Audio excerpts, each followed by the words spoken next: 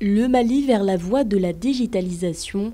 Le pays tiendra du 29 au 31 mai les Mali Digital Awards, une 5e édition axée sur le thème de la transformation digitale et de l'industrialisation inclusive. À l'approche de cet événement, une conférence de lancement était organisée le 15 mai en présence de plusieurs personnalités. Parmi elles, le chef de cabinet du ministre de la Communication. Quand nous parlons des Mali Digital Awards, nous ne parlons pas simplement d'un concours. Nous parlons d'un dispositif national de valorisation des solutions numériques conçu par des Maliens, pour des Maliens et plus largement pour l'Afrique.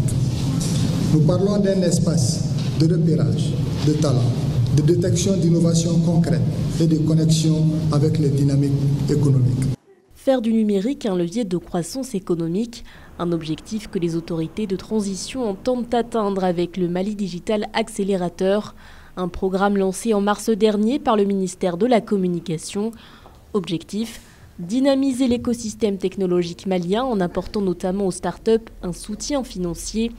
Une initiative propice dans la mesure où les difficultés d'accès au financement pour les startups africaines ont souvent été relevées, notamment par l'Agence française de développement qui estime qu'en Afrique subsaharienne, la capacité d'accès de nombreuses entreprises au financement est fortement liée au taux d'intérêt.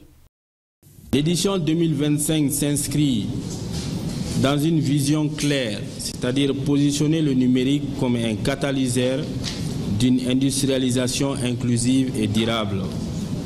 Cette année, l'accent sera mis sur les synergies possibles entre les technologies digitales et les tissus industriels. Dans cette perspective de transformation numérique, le gouvernement malien prévoit également de renforcer cette année son réseau de télécommunications.